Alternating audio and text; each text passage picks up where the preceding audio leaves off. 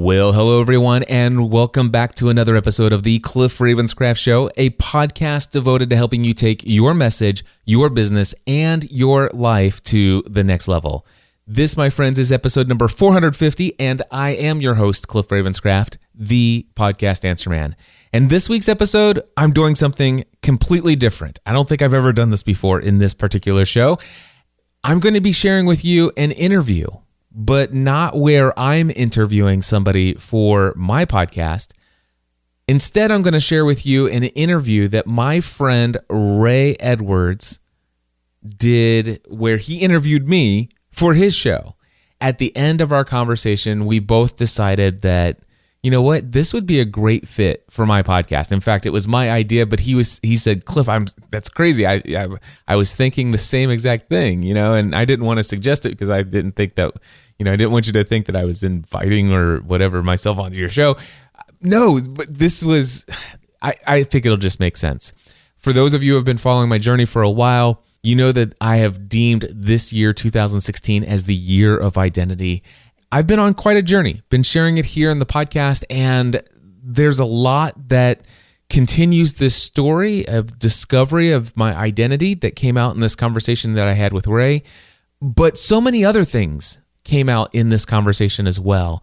The interview that Ray did with me was a total of 2 hours. He intentionally split that up into 2 separate episodes. Now, I don't typically like to have a cliffhanger, but it made sense, and I love the way that he put that together for his show. Now, many of you have heard me talk about my friend Ray Edwards for years here on the podcast, and chances are, if you're a longtime listener, you've probably even heard Ray on this podcast on more than one occasion. And as a result of that, I know that a lot of you are out there, you have subscribed to the Ray Edwards Show, and you're enjoying his podcast. And if that's the case, and you're like me, you tune into the Ray Edwards Show every single week without fail, and you look forward to it as one of your top podcasts, as I do. If that's the case, then chances are you've already heard this interview, or at least part one of the interview, because Ray played it on his show earlier this week. I will tell you that I have gone in and edited and cleaned up my part of the conversation just because I did a lot of stuttering here and there and stuff, so I cleaned that up. One thing that you'll get in this interview that you would not get in the version that Ray played in his show, there's this quote that I gave from a very influential man in my life that had passed away. His name is David Foster. Later in this conversation, in this episode, where I tell Ray about one of the phrases that Dr. David Foster gave in one of his final sermons, he gave a quote about the impact that we have on people's lives. And I couldn't remember the exact words when Ray and I were having the conversations, but I went back and researched, and I got word for word the exact wording. I'll admit to you that I re-recorded just that little one phrase, then pasted it in as if I had remembered it. But at least Ray's reaction is the same because I had pretty much generally spoken the exact phrase. But in honor of my friend Dr. David Foster and the carefully chosen words that he gave, I wanted to make sure that at least here in my podcast, that since I had the opportunity to edit in the exact phrase as he spoke it as some of his final words on this earth and words of great impact, I edited that into the conversation that you're going to hear here. So yeah, I'm going to play that interview for you here in just a moment. But before I do that, let me just say this. I'm recording this intro to the conversation you're about ready to hear on Friday, May 20th at 1:36 in the morning. I promised you guys you'd have an episode every Friday at 5 a.m. And by golly, I'm not going to miss that deadline. As I'm recording this, Friday, May 20th, I want to let you know there is plenty of time. I know many of you are going to hear this over the weekend, this first weekend that I am releasing this episode. And if that's the case, I want to let you know that my next session of Podcasting A to Z is my 25th time that I've been doing this course. And over the last, since 2011, I've had over 550 students go through this course and have had a 100% satisfaction rating from every student who's ever gone through. And if you're thinking about launching a podcast, this is an opportunity to have me as your personal coach walking you through every step in the process of launching your podcast. If you have been thinking about doing a podcast and it's been on your mind for months, for maybe even years, and you just still haven't done it, my friends, taking your message to the next level by creating a podcast is one of the greatest investments you can make into having a powerful and positive impact in the lives of people who will listen to you communicate through your audio podcast. It's just crazy what you can do with an audio podcast. Look, you guys are listening to me. Think about this. You're about ready to hear this entire 1 hour episode, and you tune in week after week after week, and you think about hearing my voice every single week for about an hour. How much influence and impact is that having in your life? Just think about it. You could be having that kind of impact and that kind of influence in the lives of other people who'd be listening to you if you launched a podcast. Why put it off any longer? My next session of Podcasting A to Z starts this Monday, May 23rd. Don't put it off any longer. Let's work together. Head over to podcastingatoz.com. Tell you what, I'll remind you at the end of the episode to go and sign up for Podcasting A to Z. But for now, have a listen to part 1 of my conversation, or Ray's conversation with me, from The Ray Edwards Show.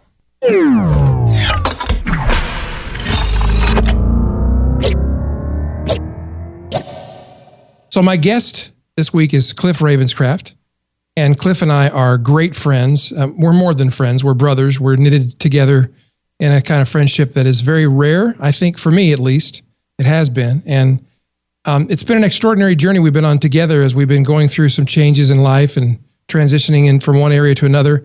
And I want to, if it's okay, I want to attempt, Cliff, a description of how I perceive you and how I perceive where you're going. Is that all right? Dude, I would be honored by that, because I believe, Ray, that there are people who see things in me that I'm not aware of myself. And so I believe that people see God-inspired work happening inside of my life that sometimes I'm not privy to. And I love to hear these things, especially from somebody that I value their thoughts and wisdom as much as I do yours.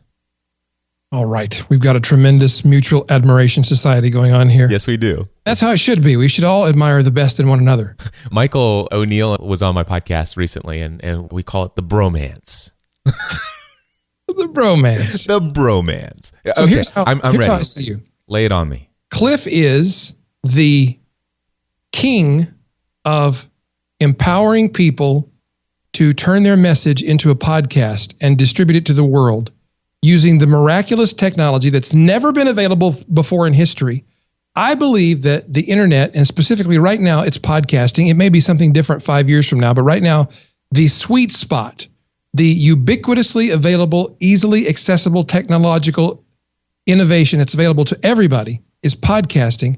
And I think it's more significant, or at least as significant, as Gutenberg's printing press. And Cliff gives people access to using that channel in the most effective, most efficient, and the easiest possible way. It doesn't mean it is easy. And furthermore, that's just a gateway drug. That's just a gateway that gets people in the door. And Cliff ends up teaching people about and modeling for them excellence, integrity, taking every area of your life, whether it be mentally, spiritually, physically, emotionally, financially, to the next level, whatever that level is for you. He doesn't set up artificial targets and say, you have to get here to be successful. But if you want to go to the next level of potential for you, I can help you get there.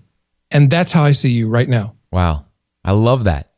One of the things that I have been thinking about lately, and it's grown out of some discussions with you, and it's grown out of some of my own thoughts about where I'm headed with my business and the work that I do in my personal life as well, is, this may surprise you, this term I'm going to use, typecasting.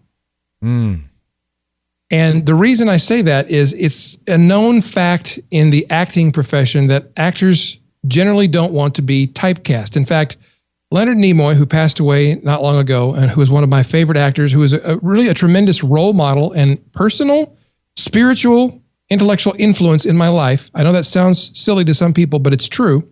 If you don't know who Leonard Nimoy was, how's that possible? But just in case, he was the actor who portrayed and really created the persona of Mr. Spock on Star Trek. And initially, he was horrified to be typecast as Spock. In fact, he wrote a book called I Am Not Spock. And he worked through a process of coming to accept what it meant to be known as Spock. He realized, I think, he's going to be known as Spock for the rest of his life, which was true. But he was known as many other things as well: a photographer, an artist, a philanthropist, many other things. He wrote another book a few years later called I Am Spock. And William Shatner, who portrayed Captain Kirk on that series, went through the same process. You know, Star Trek, most people don't realize this, the first 3 years were all there was of the original series, and it was canceled. It was not successful. It was not a rating success story. It was a failure by network standards. There were only 77 episodes, which was not enough. The target was to get at least 100 episodes to be successful. They didn't make it to the finish line. And yet, there was something about that show that I think stirred a desire in people for a better world, a better tomorrow, holding themselves in the world to a better standard. And I've kind of gone off on a rabbit trail here, but I think it's important. There was something in it that brought life to people. And so the people would not let the show die. And so William Shatner, after the show was over, was living in a trailer like that you pull behind your car, a tiny little trailer, because that's all he could afford. He was broke. And he was trying desperately not to be Captain Kirk. And he later began to accept that Captain Kirk, the persona, the fame, the love, the adoration that brought to him, empowered him to do so many other things. And I believe that Shatner will go down in history as one of the great actors who understood that his acting was a business that spread into other areas of life and allowed him to be a philanthropist, a contributor to society, an inspiration for millions, and a model for how to take a career that some would have said, well, he was a B-level actor. I don't buy that, but some would say that, and turn it into more success long-term than most A-level or so-called A-level actors have been able to do. Because it's one thing to be a flash in the pan and have a career arc that goes spike up and then spike down into the depths and you never hear from the person again. There's been many examples of that.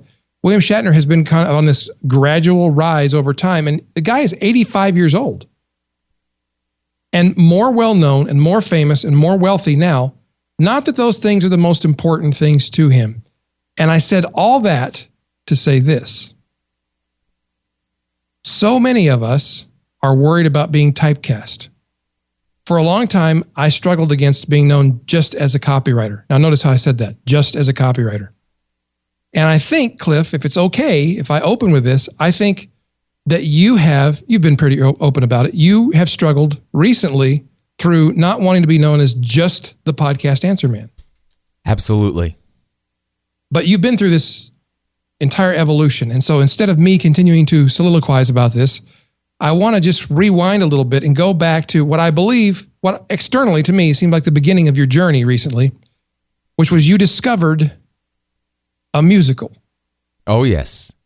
The musical Hamilton. I had been listening to a podcast called This Week in Tech and also another one called MacBreak Weekly, both of them hosted by Leo Laporte. And for months, I would hear them talk about this musical. It would just come up every single episode. There would be a mention of Hamilton. I think there's been a joke now that there's a drinking game associated with the with the mention of Hamilton in their podcasts.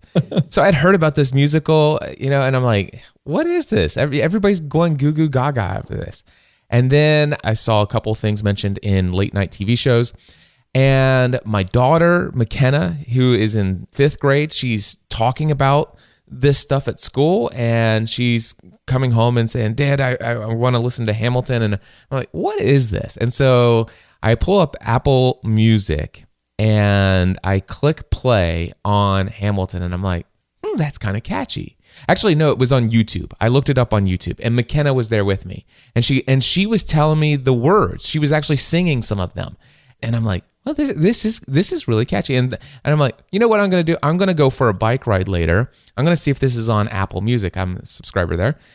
Fired up Apple Music on my phone, and I go out for a bike ride, and I listen to the entire soundtrack from the first song all the way to the very last song, which, by the way, that's no small feat. That's like over 2 hours. Yeah.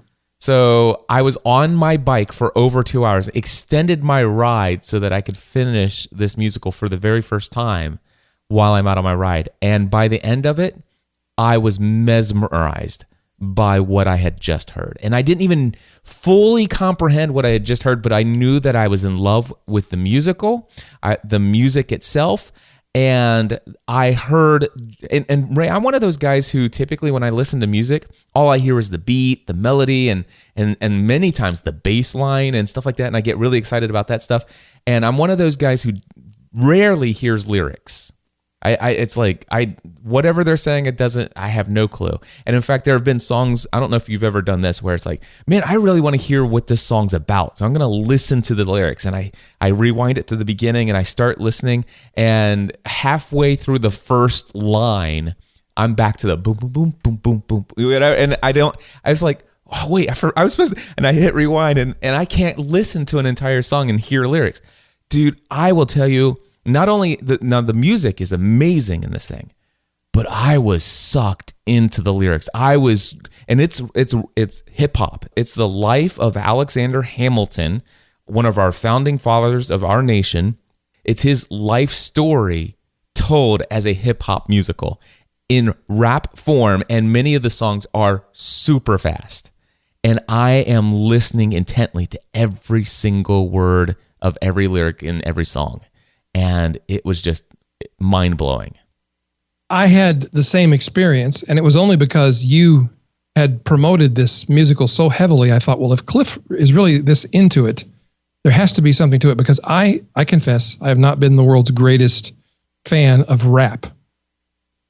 I had the same experience, and I was so enthralled by the lyrics, by the story, by the things that were being said, that I had to go back, and I kept hitting the rewind on my iPhone because I had to hear what they said, and then I had to look up the lyrics. So it's an incredible musical. I think Sean and I, my son Sean, were discussing recently that we believe that God really inspired the creators of this musical. I don't know if they acknowledge that or not, but we believe that, because think about it, it's an art form that is typically associated, I don't want to be stereotypical, but it's typically associated with African-American people, hip-hop music. Now, it's not exclusively so. I know that. Please don't send me emails saying, Ray, you're so ignorant. I understand that, but please understand I come from a limited worldview. I'm somewhat hobbled by my particular skew on life. I'm sure you're not, but I am. So I admit it. But it was so unexpected. And it's about one of the founding fathers of the United States, not one of the more famous, more obvious choices. And it has inspired millions of people to explore the values that Alexander Hamilton held, the flaws in his character, the reasons he did what he did, and to be interested in American history. And to me, that is astonishing. No textbook or novel or article in the Wall Street Journal could have accomplished what this musical accomplished. I don't say these words lightly. It's changed my life. And what I mean by that is it has had a profound impact on my life and also my search for my own identity. How so? First of all, I listened to that musical once, and I would like to just say a couple things. Since then, and by the way, this was, 2 months ago, maybe, right, that I listened to it for the very first time. I would say that I listened to the complete soundtrack from beginning to end no less than 6 to 8 times a week right now. Wow. Then when I'm not listening to it from beginning to end, just random places, I'm listening to it here and there. It's incredible. Now, like you said, you listen to it and just try to hear the lyrics. That's one thing. Man, when you sit down with the actual lyrics in front of you and it's actually telling you what characters are actually saying what lines, that just blows your mind, and it opens up, and all of a sudden it's like, oh wow, I thought that these lyrics were sung by these 3 characters in the play throughout the entire thing. And I'm like, no, that's like a cast of like 8 different people. There's, you've got John Lawrence. I never knew who John Lawrence was. I do Nor now. Did I. Aaron Burr, I really didn't know who he was. I thought he was the guy who played Perry Mason. Yeah, I had never heard of Hercules Mulligan before. I've heard of Lafayette. I mean, who hasn't heard of him? But I knew nothing about him. I think I probably would have guessed he was a Frenchman, but beyond that, and just all of these other characters. I mean, we could go on about the different ones, but when I sat down and read the lyrics as I was listening to it, it was the most incredible, eye-opening experience of the human condition. And by the way, after falling in love with the musical, I started researching it on YouTube, found all kinds of White House appearances when Lin-Manuel Miranda was just thinking about this as a concept, and he showed up for the Poet Night at the White House. Just look up Hamilton White House Poet Night on Google, and you'll find that video. And it's an incredible rendition of the very first song as it was just being written. It's awesome. And then I started looking at other interviews with Lin-Manuel Miranda, and I watched all these other videos, and I learned that this was all inspired because Lin-Manuel Miranda was on vacation with his wife, and in the airport, he decides to pick up the biography of Alexander Hamilton by Ron Chernow. This is over 1,000-page biography, and he said that as he was reading it on vacation, it was a page turner he couldn't put down. And as he was reading, he's like, this has to be told as a musical, and it has to be hip hop.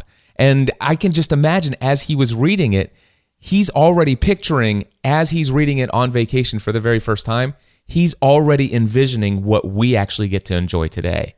And so I'm inspired by just that aspect of it.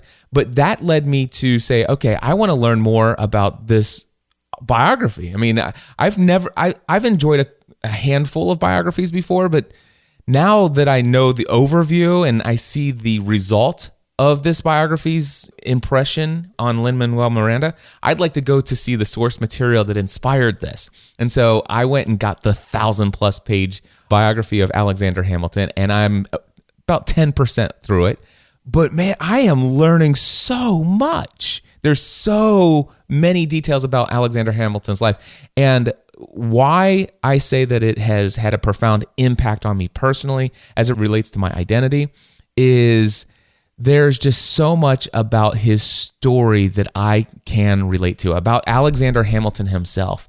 When it comes to daddy issues, boy, are they there. When it comes to adversity and things just not going right. When it comes to maybe not always being politically correct or maybe not doing things the logical way. Ray, you know this about me.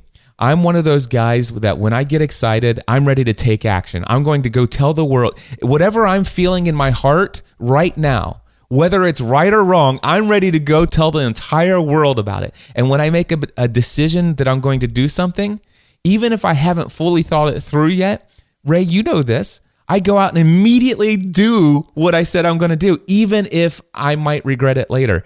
I just want to do things. I'm a mover. And there are times when that bites me in the butt, and I've got great, wise, logical friends who warn me. And sometimes I'm like, I feel like, man, I shouldn't be like that. But Alexander Hamilton was, and you know what? It ended up getting him killed in the end. But he had a profound impact on our world in a way I think God inspired. And I'm like, you know what? If Alexander Hamilton can have his weaknesses allow him to achieve the greatness I believe God called him to have in the world, then why should I feel bad about some of my personality traits that quote unquote don't line up with the average person's opinion of how we should behave in this world? Well said. And I just will say for the record that I've seen average, and I don't want to be average. And it's got nothing to do with how much money you have or how much recognition you have from other people. But the average person, I believe it was it Emerson or Henry David Thoreau who said the mass of men lead lives of quiet desperation. Yeah. That's the average. And it's true. Well, Ray, I want to be there. I want to add a caveat to that, though. And I want to tell you that I'm a big fan of, I think you attribute this to Jim Rohn all the time. You're the average of the 5 people you do life with the most, right? Right. So I am intentional about who I do life with the most. And let me just tell you, the average person that I'm referring to is way above average. So I'm talking about the wisdom and the advice of very highly successful people that are just mind-blowingly awesome and have achieved greatness in their lives, and people that I look up highly to. And when I'm thinking about this group of people, I'm thinking about 5 to 7 people who have so much more life experience than I do, who have a great deal more wisdom in many areas, who have a great deal more success in areas that I'm looking to achieve success. And yet at many times, while I seek their advice and opinions, there are often times when they give me advice and opinions that, you know what, it makes logical sense, but you know what, I don't want to do it. I don't want to do it that way. I realize that what I'm about ready to do, you're saying it's a huge mistake and I shouldn't do it, but I can't. I don't think I could sleep tonight unless I do it anyway. If it's a mistake I'm going to make, and then I'm going to say you're right, and I'll go back and change. But I believe that to become the person I need to be in the future, this is a mistake I think I need to make to get there. Interesting. Okay, so I want to camp on this for a moment because there is a quotation from a book of very wise sayings that says there is wisdom in many counselors. Mm-hmm. And the idea behind the quotation in the context is that an ignorant person doesn't listen to anybody else's advice, but a wise person will take the advice of many people and make a decision. So how do you balance that against, and I'm not here to, let me just say this. We're going to talk about a lot of deep stuff and I'm going to make statements. I'm not saying I have all the answers. For me, this interview is more of a conversation where we're going to just explore some questions that I don't think, Cliff, either of us feel like we have 100% the right answer to, but we're looking for that answer. Right. Do you think that's correct? I would agree with that. And I have another scripture, and it's well, obviously, I know what you just quoted was a scripture, Ray. You're not sneaking that one by me. You let the cat out of the bag. I know. Us Bible thumpers, I'll tell you. But there's another one as well in Proverbs that says, plans fail for lack of counsel, but with many advisors, they succeed. Well done, sir. So how do you reconcile that? And we're in a mastermind group together, and I've seen the example of when you get certain advice and you say, well, thanks guys, but I'm going to do the exact opposite of what you just advised me. How do you reconcile that? Okay, so plans fail for lack of counsel, but with many advisors, they succeed. It doesn't say plans fail for lack of counsel, but when you follow the advice of your many advisors every single time to the letter, plans succeed. It doesn't say that. It just says that plans lack because you don't have any counsel. You haven't heard any other opinions. I have a mastermind group, as you know, that I've operated since 2010, and I have some very wise people, some counselors, and I seek their advice every 6 weeks. There are many times that I'll go there, and yeah, the advice that I'm getting from them, it all seems logical. You know what? And I'm glad I'm hearing it because, man, this is not something I would hear from people who just want to say yes to anything that I think I'm excited about. Because we just want to flatter you and appeal to your vanity. This is not what that group is. And not only that, but I'm also a very passionate and persuasive person. And yes, so you can sway people very easily. I can go to the average person and say, I'm really excited about this. And they could think it's a terrible idea. But after a 45-minute conversation over lunch, I can convince them why they should be excited about the fact that I'm about ready to do this. I've seen it happen. Exactly. And so that's where plans fail for lack of counsel, and good counsel. The reality is that I do believe that I need a mastermind, or I need wise counselors or many advisors around me. And I do need their wisdom, and I do need to hear from their experience. But I don't think that scripture is telling me that I have to do exactly what those people are saying, because in fact, most times I can't. Because if I ask 6 different people what I should do, if 3 of them say yeah and 3 of them say no, well, then what do I do? It's always comes, or even if there's 5 that say you should not do that and 1 says you should, where do you go? You have to make a decision. I think that the wise person makes the decision based upon gathering the advice of those many counselors, and then moves forward with their decision given the weight of that advice prior to making the decision. And the wise person is open to the idea that they may have made the wrong choice, because often I think the only way to really know, I mean, sometimes in in our conversations, this may not be true for everybody listening, but Cliff, when you and I talk, we will often say things like, I feel that God is leading me to do this. And we've never talked about this, but I make it a policy, I try to anyway, to never say, well, God inspired me to do this thing, so I'm going to do it. Because that's very definitive. And I'm not an egotistical enough person to say, I know God told me to do it, so I'm just going to go do it. Because I've had the experience of thinking that's what happened and discovered that, no, it was really just my little imaginary voice in my head that told me to do that one. And so I think the only way sometimes to know what the right choice is even in the face of great advice, if you feel a conviction inside that makes you feel like, I believe God's prompting me, leading me to make a different decision than what I've been advised to make. The only way to know for sure is to go forward and see what happens. Yep. There have been many times that I follow the advice of the many advisors and counselors and the, let's just say the majority opinion that seems the most logical. And there are many times when I've followed their advice. I did what they said in spite of what I felt in my heart, and it worked out great. And it's like, they were right. There have been times when I followed their advice and it was against what I felt like I should do, but, and it didn't work out. And it's like, I should have done what I said I was going to do anyway. And then the opposite is true. There are times when I don't follow their advice and it works out great. And there are times when I don't follow their advice and I'm like, I should have listened. Here's what I meant by that statement before, where I said, sometimes I just feel like I just need to make the mistake. The reason why I say that is because I look at the last 10 years of my life, and specifically the previous 10 years. This has been where I started podcasting as a hobby and made this decision. Wouldn't it be great if I could do this full time, this podcasting thing full time? And then all of a sudden feeling, wow, I can't think of anything other than doing this full time. And then turning it into a business and not knowing anything about what I was doing and having all the heartaches. Ray, I made so many stupid mistakes over the years, including ruining my health during the first year of my business. And people have asked me many times in interviews, they said, Cliff, if you could go back to day one and you could change anything that you wanted, what's 1, 2, or 3 things that you would do differently? And the answer to that question is, I hope that I wouldn't do anything differently. And the crazy reason for that is because I am who I am today because of all of my experiences up to this point.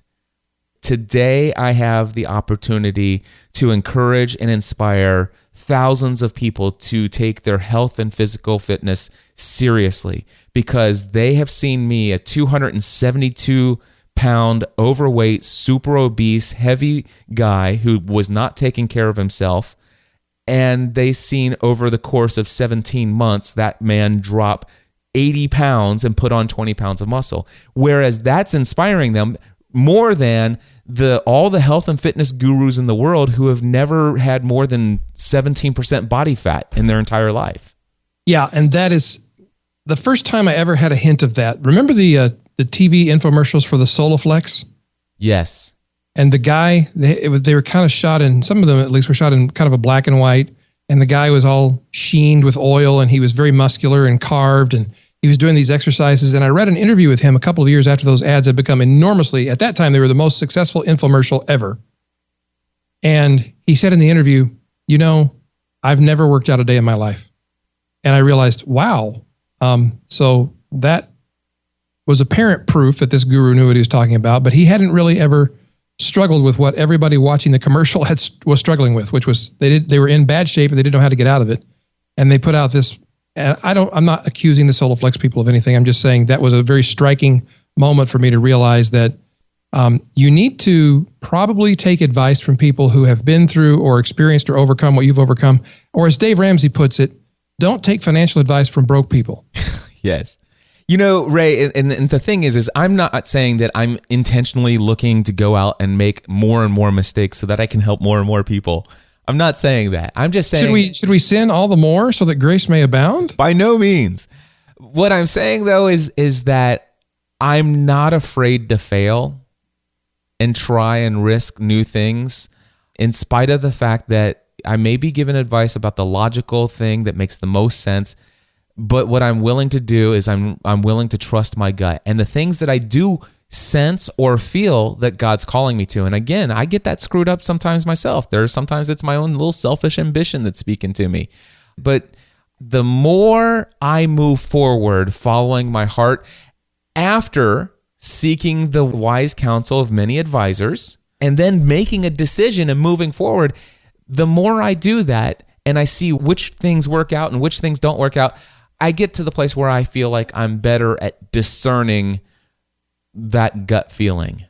Well, that's how you grow. I believe that's the process you go through where you're transforming the way your mind works. And that's how you grow in wisdom and stature with God and men. Yeah. Now, I want to circle back to this journey with Hamilton.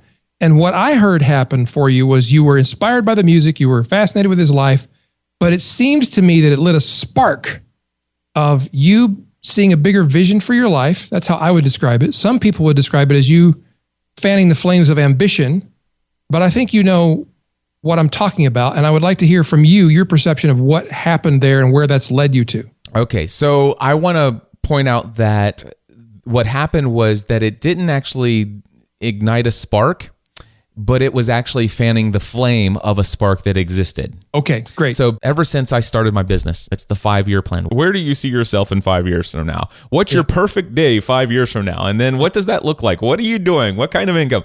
And I'm like, I've always felt like I need to do that. And maybe we can come back and maybe you'll bring me back to the conversation of why that never worked during the first 5 years or even the second 5 years of the past 10 years of my business. I do want to come back to that because my opinion is that doesn't work for anybody, but go on with your story. Good, because it didn't work for me. And some of the confusion and heartache and everything that I've just recently gone through is because I decided that it must be true because so many people that I know and trust and care about and who are successful have been telling me that I should have a 5-year plan and I should have a life plan and I should have all of these things. Yep. And so back in November, I decided, you know what? I'm going to create a life plan. Finally, I'm going to ask myself, in 10 to 20 years from now, what do I want my life to look like? What kind of work will I be doing? How much money will I be making? What kind of products and services will I be creating? What will I be known for? What will I be known for? And so all of these questions, and then I let those questions run through my mind for weeks and weeks, never writing a single thing down, not talking to a single person. But Ray, I'm always thinking. I'm listening to people's podcasts and they'll talk about something and it gets me to think, oh yeah, I could see myself. And then one day I sat in front of my big whiteboard. My whiteboard is about 4 foot high, 6 foot wide. I'm showing it to you there.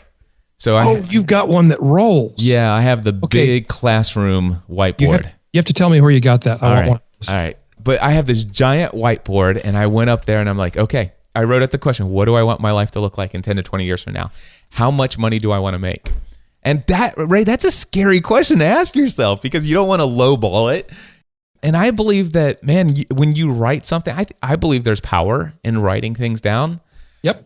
And so I asked myself some questions. It's like, this is, if I'm allowing myself 10, 20 years down the road, you always ask me, why is it 10 to 20 years down? Why is it? Because I forced myself to put it so far out so that I can dream big and there's time to achieve that level of. It seems more possible. Exactly. And it's so funny though, because Ray, sometimes I forget that I'm 43 years old. And I'm like, wait a second, 20 years, I'm 63. I'm almost, when I don't believe I'll ever retire, but that's when most people are ready to wind down and all that other stuff. Okay, sidebar. Yeah. There's a guy named Dan Sullivan. I don't know if you've ever heard of him. Heard of him, yeah. He runs a company called Strategic Coach. Okay. And he has a lot of brilliant thoughts, ideas, strategies, and tactics. He works with a lot of high-level entrepreneurs. I've never been in one of his programs, but I've read a lot of his books, and I bought a audio program from him that he doesn't sell anymore, which was, as I understand it, kind of a summary of his coaching, and he doesn't sell that anymore, I think for probably pretty obvious reasons. Because if I've got your coaching program in audio, then why would I come be part of the real one? Right. Well, the answer is I think you want to be immersed in that environment, but that's a rabbit trail.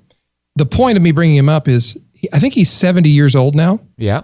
And a friend of mine who is in his coaching program, told me that Dan just announced to his coaching students that he just came up with his 25-year plan for his life. Nice. And so I think it's different than the kind of plan we were just talking about. But what I like about that is Dan Sullivan has presumed, hey, I'm going to be around 25 years from now, and I'm not going to be useless. I've got plans. They may or may not work out.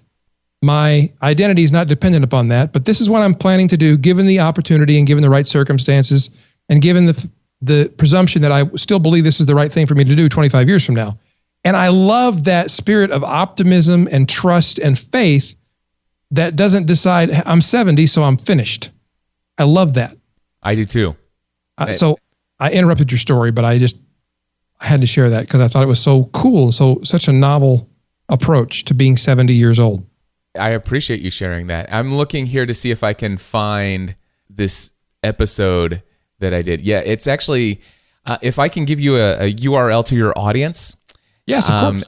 podcastanswerman.com/20 years. That's 20 YEARS. By the time people hear this, I will link that to episode 624 of a podcast I used to do called Pursuing a Balanced Life.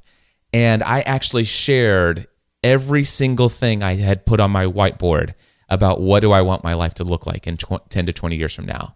Interesting. And by the way, there were 4 questions I asked myself. How much money do I want to be earning in 10 to 20 years from now? What do I want my life to look like? What will I be doing in 10 to 20 years from now? What do I want to be known for? And number 4, 10 to 20 years from now, what is it that drives me to do what I do? Not today, but in 10 to 20 years from now, living whatever life that I desire for myself to have. La vida loca. See, today I can tell you, oftentimes I still struggle today with some of what drives me to do what I do today is financial. Well, of course. Okay, but I'll just be bluntly honest. Right now, it is a primary drive for me. It has not always been, and I realize that I've lost touch with my original reason why, and I am getting back to it. By the way, that's a whole nother conversation about faith and God and. We're going to have that conversation as we talk here today, and I want to show you something. Can you see this? Yes. Heart over money. It's a heart over a dollar sign. Yeah. It's a symbol I stole from Aaron Tippin. Those of you who are country music fans will know who I'm talking about. He had a song called Love Over Money. But I want to come back to that because I don't necessarily believe it's a choice. Right. At any rate, let's get back to your story where you wrote down your life plan. So I wrote down, I answered the questions, what do I want my life to look like? I updated my mission statement and everything like that. And I'm like, okay, now I have it. And then what I did, Ray, is it's like, okay, now it's time to create the plan. You work it backwards. Okay, if I'm making this much money and I'm speaking in stadiums in front of this many people and I'm creating these kind of books and I'm creating this kind of material and it's all of these things. And what I'm known for is way beyond podcasting. Okay, now I need to reverse engineer that so that I can create a plan. What do I need to do over the next 20 years to get to that place? And then what do I do within the next 10 years? All right, and knowing that, okay, make that happen? What do I need to do over the next 5 years? And then what do I need to do over the next year? And then what do I need to do over the next 6 months? And then I'm like, okay, I've got lots of work to do, and my task list started filling up, and all these other things. And to be honest with you, Ray, I got overwhelmed. I got a little bit anxious about it. I'm like, I'm not ready for this. I was just overwhelmed. It overwhelmed me to think about what I need to do. And I've come to the place, Ray, where, and this is what I love, bringing it back to Hamilton. Okay. Bringing it back to Hamilton. Nice. All right. When Hamilton was a teenage boy on the island of St. Croix, he was not thinking, how can I get my face on the $10 bill? Oh, I love that statement. And when he came to America, he was looking at colleges and wanted to get an accelerated college. What he knew is that he wanted to rise above his station. He wanted to achieve success in his life that would go beyond what quote unquote fate had delivered to him.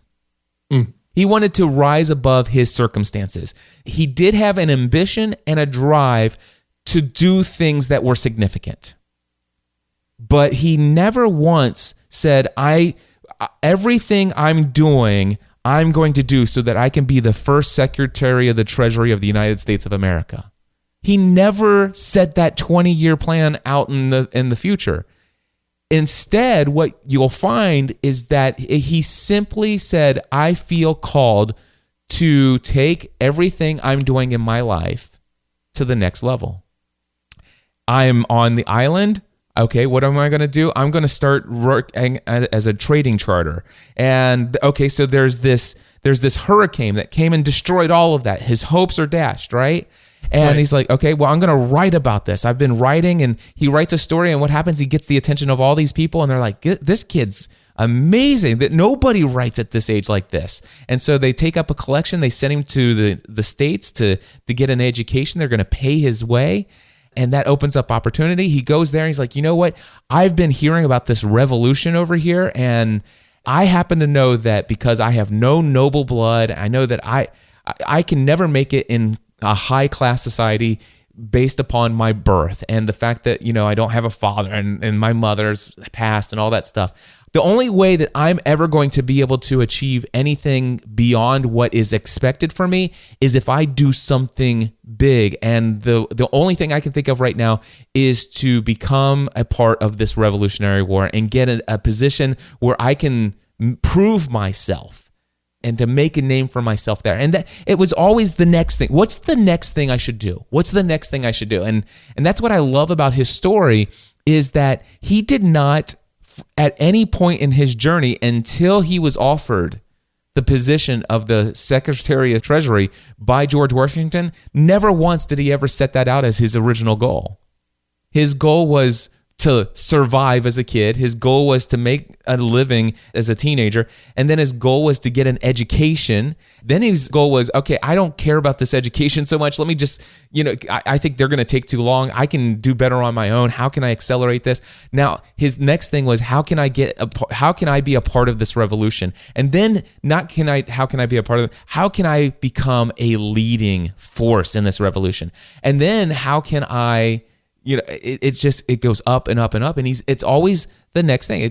He never said, how can I jump from where I am to 20 spaces ahead? So why, you've made an extraordinary point.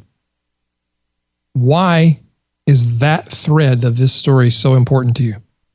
I think it's an encouragement to me that it's okay to have a vision of the future that might or might not happen. But I don't think it's important not just as a result of Hamilton. Hamilton's just a part that has confirmed a lot of other things that have been going through my mind and other things. But what has happened is that, I don't have to have the plan. I don't have to have the 5-year plan, the 10-year plan, the 20-year plan. All I know is that I feel called to take what I'm doing today and not sit here and just say, this is comfortable. I'm just going to do this. Although I will say that lately I've come to the place where, you know what? If an opportunity comes and it fits within what lifestyle I want to lead right now while my kids are still in high school, then I'll decide on opportunity per opportunity, on a case-by-case basis, whether or not I'll pursue that. But right now, I've achieved a level of success where it's okay for me to have a season of life where I have attained this level of success and I write it out for a few years. I think, and by the way, this is just coming to me, Ray. This is not a thought. This is a unique thought. Breaking news right here on The Ray Edwards Show. All right, stand by, folks. Here it comes.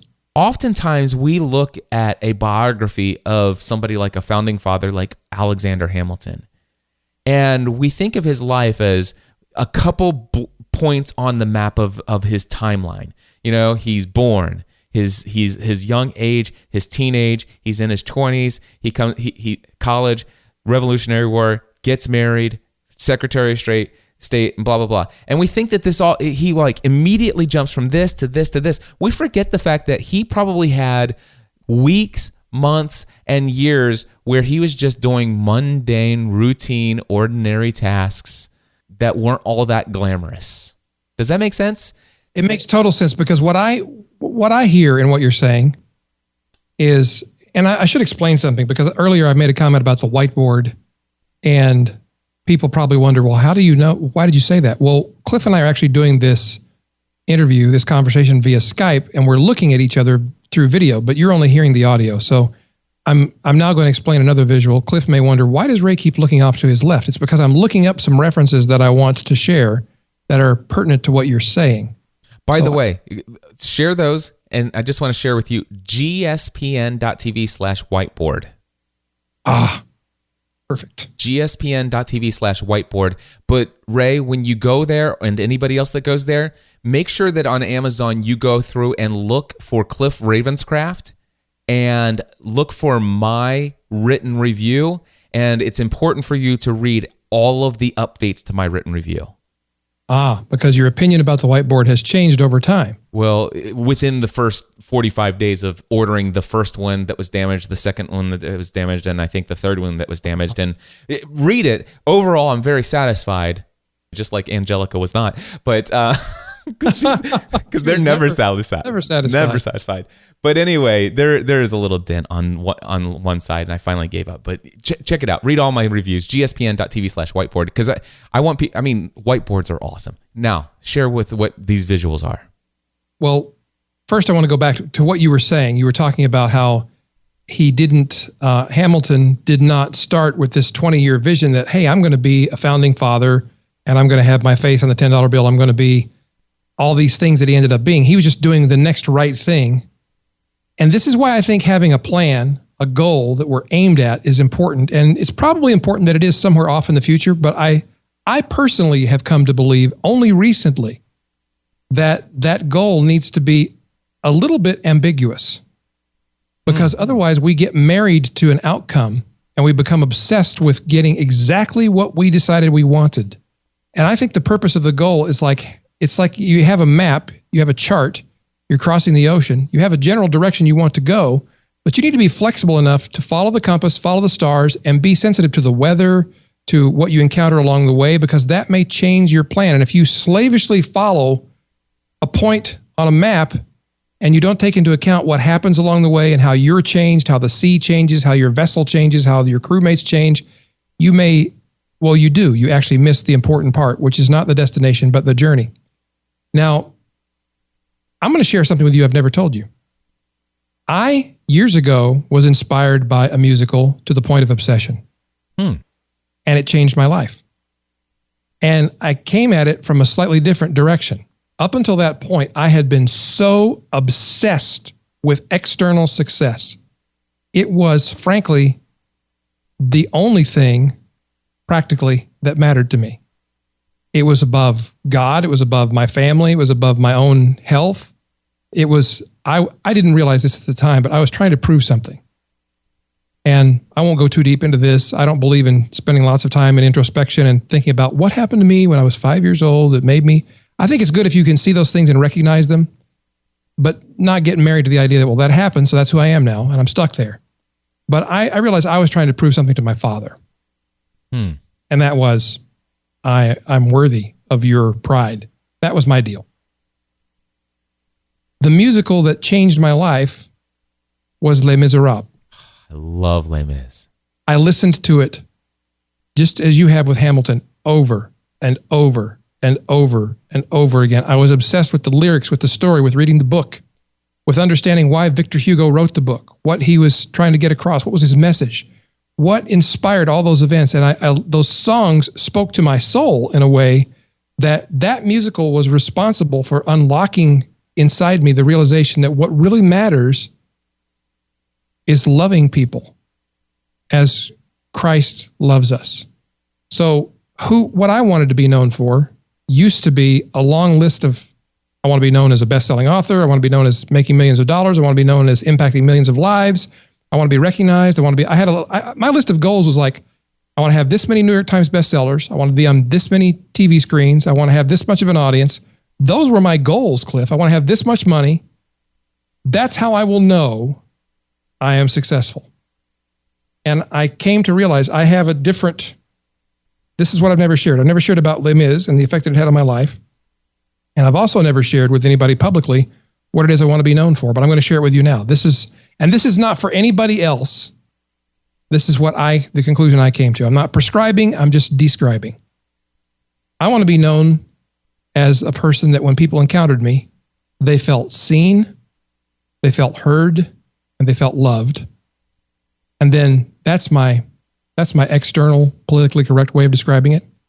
My internal representation of that is I want them to feel like they've encountered the presence of Jesus. Now, to some people, that will sound incredibly, obnoxiously egotistical. But to me, it's exactly the opposite. I used to want to be known for being famous and rich. And it's funny, the more I want to come back to your story, but I just feel like this weaves into the conversation that we're having.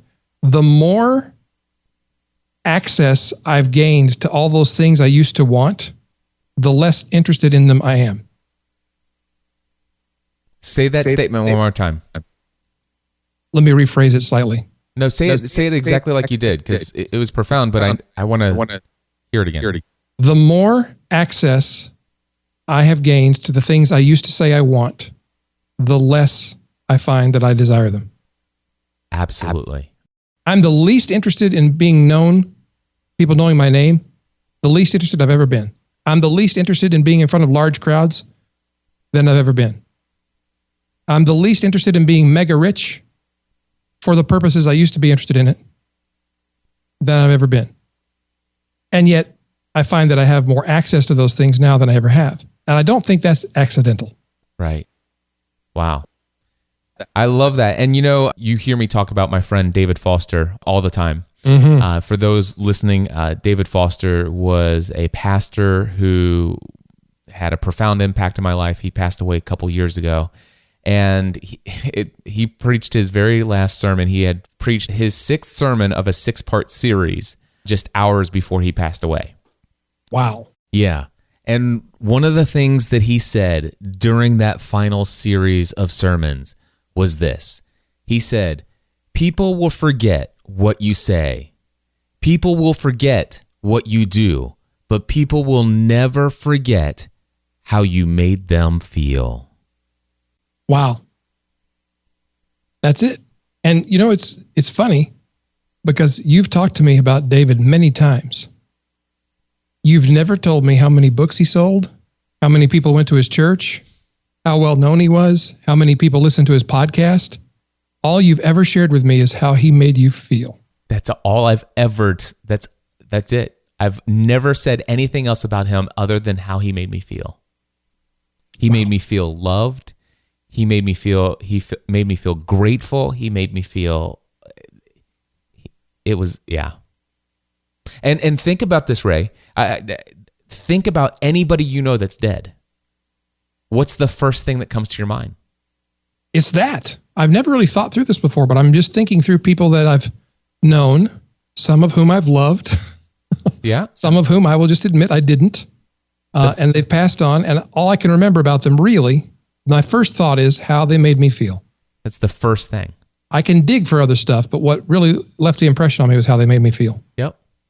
So, okay, now I see now by how much time we've invested in this conversation that this is going to be a 2-parter. So I'm going to engage in a little broadcast tomfoolery now. And I'm going to set up a teaser for part 2. And the teaser is, we've got so much more to talk about in terms of Hamilton, your journey with that, what you're about now, what you feel like you're headed for now, where you're going. And it applies directly to people listening. I think every one of us struggles with this internal, whether we admit it or not, this internal battle about wanting to be certain about how our life is going to turn out and wanting some variety and excitement in our life. And this struggle between wanting to be loved and to love and wanting to be significant. We struggle with these things. And I think that what you are experiencing and what you've been sharing with people speaks directly to that. And I also want to entice you to listen to next week's second part of this conversation, because after everything we just said, I'm going to share why I think it's important that you make as much money and as much impact as possible. And I know that may seem impossible to reconcile right now, but I think there is a way. I could be wrong, but I'll share that with you and so much more when we continue. Well, there you go, my friends. That is the end of part 1 of the conversation that I had with Ray Edwards on his podcast. And I'm so thankful that he and I both agreed that this would be a good idea to share it with you here in my show as well. Well, my friends, I typically hate to leave cliffhangers, but I do want to let you know we recorded the second part of our conversation, and I feel like the whole thing was incredible. I can't wait to share with you this next part of the conversation, which will be released next Friday. Hey, before I go, I just want to say one more reminder. My next session of Podcasting A to Z launches this Monday, May 23rd. And if you are looking to launch a podcast, I would love to have this opportunity to be your personal coach over the next 4 weeks. There's still time for you to register. All you need to do is go over to podcastingatoz.com. And my friends, next week, I'll bring you part 2 of this conversation with Ray. Thank you so much for tuning in. Until next time, I encourage you to take everything you do in life to the next level. Podcast. It's a man.